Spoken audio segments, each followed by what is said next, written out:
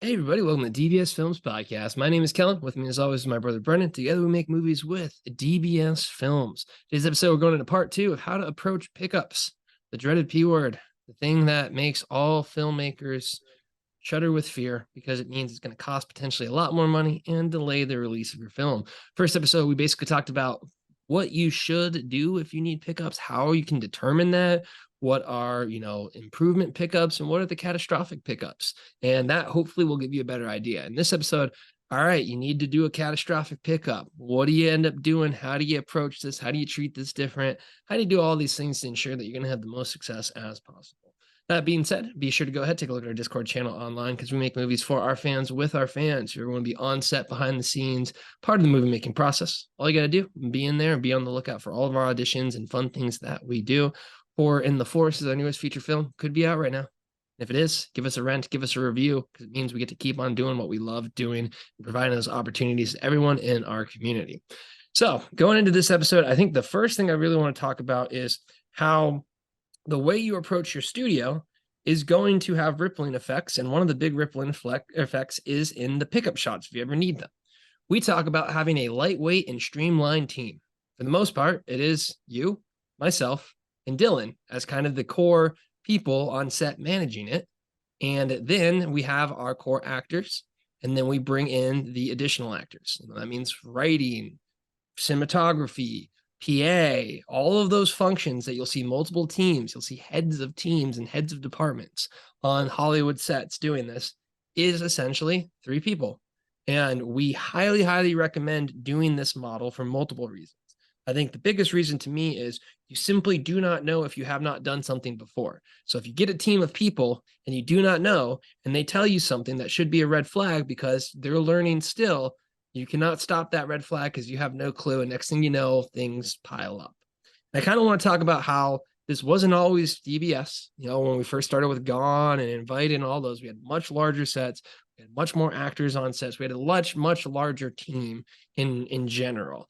And I just want to talk about at first how that can be one of the biggest issues with pickups because, again, bigger team means bigger budget. When you have myself, you working for free, you're able to cut out a lot of that budget when you have things like writing, editing, directing, all of that stuff taken care of at no cost versus if we need a DP, if we need a sound person, if we need all of these additional things, you're looking at your pickup budget completely rivaling the cost of one of our principal shooting budgets. And we see this all the time. So you want to just talk about how, again, streamlined team, this is the way to go nowadays as an indie filmmaker. Yeah, you have to.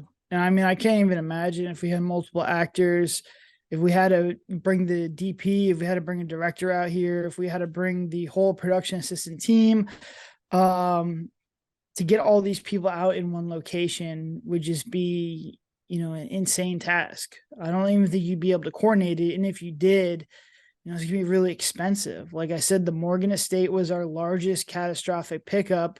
And I think we had to bring out, I don't know if we brought out both DPs, but we brought out one DP. We had to rent the location, which is a giant mansion, which is, I think it was like $600 or $700 a day. It was very expensive, just to get the intro shot of this movie. And I know that was at least 20% of the budget. This pickup day that we're going to have 2 days for Horror in the Forest, just to make sure that number one, we don't get rained on, or not Horror in the Forest, a Bigfoot project, that we don't get rained on again. We're doing 2 days. And it's just, it's going to be 20-30% of the budget, and it sucks, but it is what it is. We had an unfortunate weather delay, and there's just no other way to, progress. And I can sit here and cry over spilled milk, but I'm not. I have the ability to make a better movie now, and I'm really happy with the movie that we have. And I think that's the big thing. If I went back and I watched Bigfoot and I was like, oh boy, we're in a lot of trouble with this one, and now I'm spending extra 30% of my money to try and salvage this thing, it wouldn't be good. But we have a very, very good movie with this one. I think it just needs to get the ending. And what's kind of cool is that the whole goals with the Bigfoot project were to have a really good intro. And I think the intro is very, very good, and have a really good ending. And well, now I have the opportunity to have 2 whole days to get this entire ending done. And I think the best ending we've ever made was Girl in Cabin 13. The reason that we had that ending was that was a pickup day. It was a dedicated day to that climax. That's all we shot that entire day. And just having the time to breathe and operate like a real Hollywood studio where you have, a whole day to do a couple pages is really kind of cool. It's a lot less pressure. You can get a lot more footage, and usually your footage turns out a lot better. Yeah, so no pressure, everyone coming back. You got to be Girl in Cabin 13, or else Brendan's going to be really, really sad. But I think that is definitely the case. It's a lot easier for us to organize these things. It's a lot easier for us to do pickups. It is the reason why you mentioned in the last episode, we kind of segment out scenes to be like, hey, in case we don't get to this, we can very easily get this as a pickup if need be. For instance, Girl in Cabin 13 was me and Chloe. That's all you really needed. And it came out very, very, very well. So it really is the case where you can be strategic about this. I think the next one that I'm going to talk about is kind of probably unique to us, but I also recommend it to a lot of filmmakers. When we were discussing pickups, I was like, oh my God, you know what I mean? I was like, no way, like this is bad, like trying to put the brakes on as much as I can. But what kind of pushed me over the edge was I was like, well, you know what? We actually have the opportunity to do pickups for 2 movies. We can look at doing an additional special effects. Now that we have cause and effects with Tegan on set with us, we can look at doing basically an additional one since we're bringing her down. So we can have her kind of take her time to do another item for the Roger files. So I think if you have multiple productions, this kind of goes back to the benefit. You get multiple things from having multiple productions in process. One, you're not as precious about your movie. You're like, hey, let's get this one done. Let's get the next one on there. Let's keep moving. And that's a very, very good quality to have, especially in anything creative, because you can hold on to it for a lot longer than it needs. But the way I look at it is this kind of be pickups for 2 movies. So you can kind of diversify, take the cost from one, allocate it to another one. So it's not as bad. So you want to talk about how having multiple productions can allow you to move faster with these pickups. So you don't, delay them because you're like, I got to get this out. But then the second thing, we've had it happen multiple times where you'll be filming one thing, but you can loop in a pickup for another thing. Like you said, we had to do a little pickup for Horror in the Forest with Dylan. And since we brought Dylan back, who does not live here, we're able to pick that up all while part of the process of another budget. Yeah, I mean, we're continually doing this. With every movie that we do, we're doing shots and we use it in another movie. If you watch Horror in the Forest, which hopefully is released by the time you're hearing this, you'll see some Roger Project shots in there. And it's just how we operate. I think it's a good process. But what Kel's talking about is a decision that I had to make as far as the last shoot. We had 2 choices. The first choice, well, basically what happened was it was the final day. We still had a very busy, hectic night because we were behind, because each day we had 2 or 3 hour rain delays. We could have got all the stuff done. I feel confident in that. It would have been fast paced and pressured, but we went out there and there was essentially tornadoes and thunderstorms and just crazy weather. So while I was sitting in the car with Dylan, after it became very clear that basically we're not going to be able to get this movie done, we had 2 options. The first was to try and extend the locations and stay another night, get all the actors to stay another night, and push all the flights out. And this would have been a cheaper option because the flights to just move them another day is not as expensive as flying everybody else out. The locations that we had were already there. They all agreed to let us stay there for another day. The problem was, we still had the threat of rain. It did say it was clear, but the weather over there is kind of wild. And then we still would have had a very crazy day. And so that was the original thing. Dylan did a great job of coordinating everyone, making sure we're good to go with that. But as I was sitting there crying in the rain, as my truck is getting pelted with hail and there's all kinds of winds and crazy stuff going on, I was like, hey, we have the Roger project coming up. Maybe it's better to just kind of sit down and edit this thing, give everyone a little bit of break, because everyone was pretty tired at that point too. And let's see if we can, make a super DBS pickup day. And as I started to kind of think about this, I kind of, it started to make more and more sense. And there is a huge benefit to going back and essentially reviewing the footage and making sure you're going to get everything that you're going to need. If I'm going to spend 20 to 30% of the budget, I want to make sure I'm getting everything that this movie needs to be as good as it possibly can be. Because what could have happened was we could have extended that stay. We could have brought everyone back for one more day without really doing a clean, thorough pass through of the movie. So I spent maybe 10 to 15% of the budget to get one more day on there. And then I go back and edit the movie and I'm missing some other stuff and I have to do more pickups.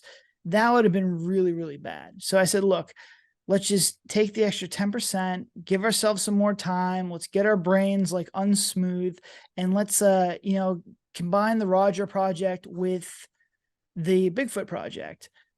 And I thought the Roger project would have a lot more pickups than it did. The Roger project doesn't have almost any pickups other than the intro sequence, which is kind of surprising. But either way, I still would have done this. I think it's a better move. Being able to sit down and focus on what you need and have the time to actually get what you need is a benefit that most indie studios don't have. So I'm going to cherish the moment. I'm just hoping for clear skies, no rain. And I think this is really going to make this movie that much better. Definitely agree. And that brings me to the next topic. Number one thing you need to do before you even begin to think about having a pickup shot of any sort is edit that movie. Get that movie edited, get that movie on a timeline, watch it. This is another reason why you should be an editor because, I've heard stories of people like, yeah, I'm off to editing and now it's 3 to 6 months later and I don't know, I haven't gotten anything back yet. Hopefully we'll see it. Whereas if you're doing the editing yourself, get that timeline, see the gaps. And as you mentioned, take the time to say, if I have these assets and these actors, what is every single additional thing I can do to improve the movie outside of just what I'm missing on a catastrophic level? So that is one of the biggest things that I have to recommend. I would say don't even consider doing pickups really until you've edited the movie, because that is just, to me, shooting blind. I mean, imagine if we had to go for like the Morgan estate and we knew we were missing the intro and we knew we didn't quite have something. Well, we probably wouldn't even know the gaps. Like you don't even know the transition gap. But imagine you were doing the Morgan estate without having that clear timeline. So, what are your thoughts on, again, being that editor, having the timeline in front of you? I think that is the most important thing, is to be able to very specifically look at a timeline, see those gaps. And I mean, when we do the rough edits and we have these pickup gaps, we label the scene exactly what would happen. If it's an insert, we say insert of this, like, alarm clock insert for Forest of Death, that was there. Murder House had a whole bunch of Kel scene here, Kel scene here, Kel scene here. And even with the Kel scenes, what was actually really unique, what I would say with this, is the Kel scenes kind of morphed from what they originally were to what they are now based on what the dialogue that was being said. So there was additional scenes. There were scenes where they were going back and forth. And I remember being like, hey, this is where we can use me to fill in kind of the plot scenes here. One, we left a pentagram on the floor, which I don't know if anyone would have said anything, but I did mention, hey, clean up that pentagram because it's not in the next scene, and surprise, surprise, no 1 stars. So there's a lot of things that come up for that pickup shot, but I think it is critical that you have to have a timeline. You can't just have footage and know that you missed something, because you're really doing yourself a disservice then. Yeah, I mean, and I think the Morgan estate was one where we did pickups without having edited the movie. We knew we needed to get the intro, but we didn't have a timeline or anything put together. Maybe a rough timeline, but I didn't really did, because I remember I did a 48-hour marathon of getting that rough, and that's how we figured we were missing a few of the ones. That's how we figured the transitions towards the end. So we did have a rough, but that was like that was the quickest rough ever. That was the quickest and dirtiest rough ever that we had. That was it was not clean.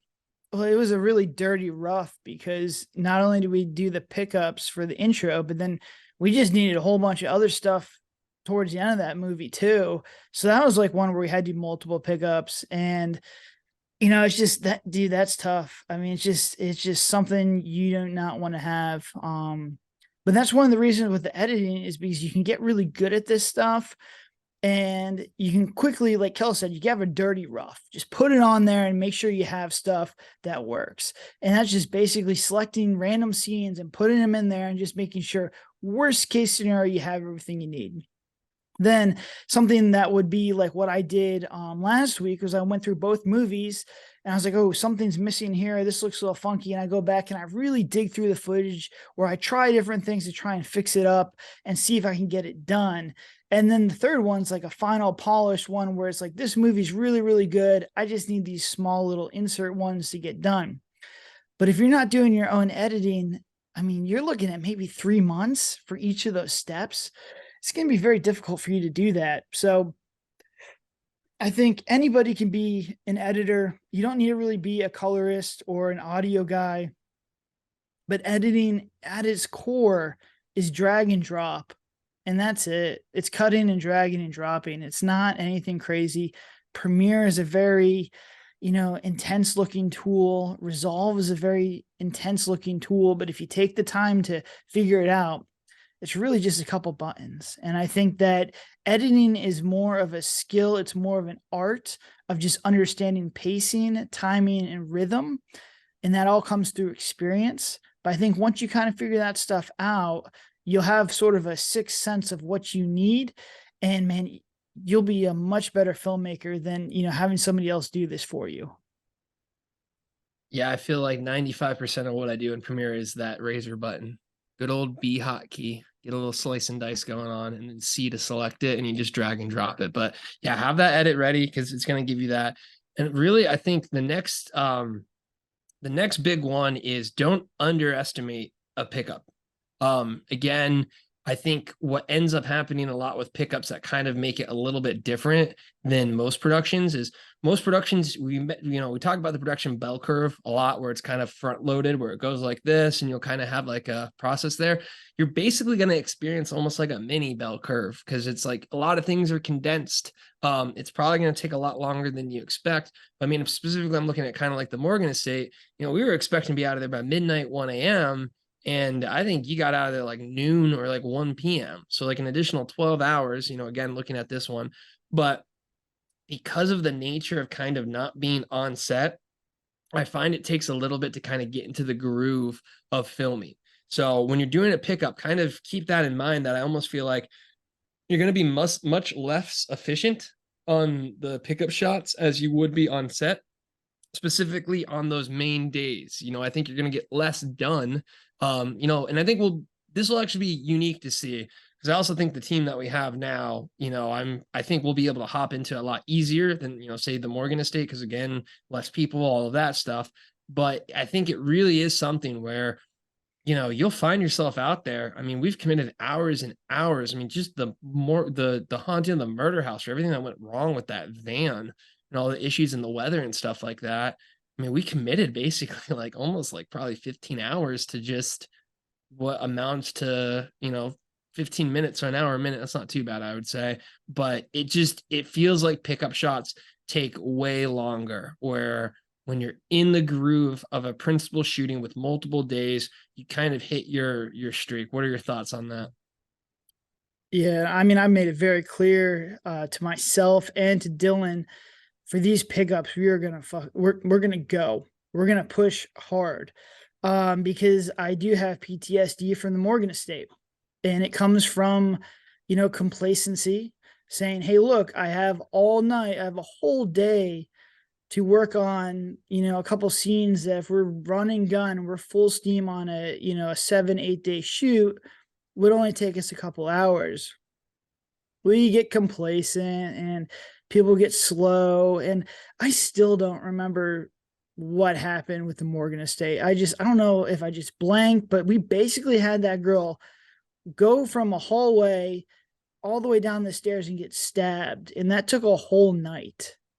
And I just don't understand why.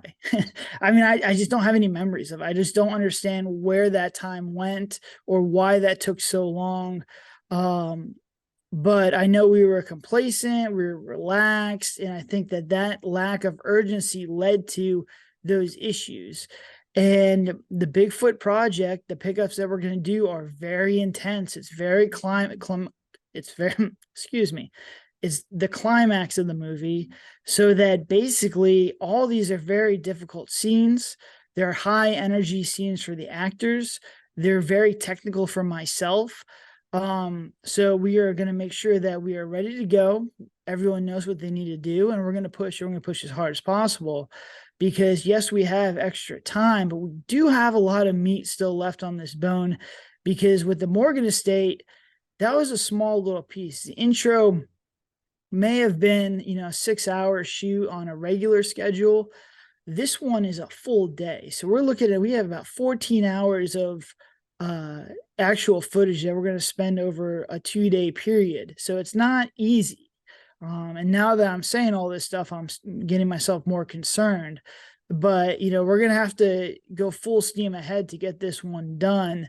But once again, coming back refreshed, having a clear mind, having a clear understanding of what needs to get done, and having the extra confidence knowing that the product that we have right now is very, very good, will give everyone, that little bit of a boost to get this thing done and get it out as quickly as possible. 100%. I mean, it really is kind of being focused. And I think the last thing that we kind of want to mention, probably should have been mentioned earlier, I think it's best to do these pickups as soon as possible once you realize it is a catastrophic pickup.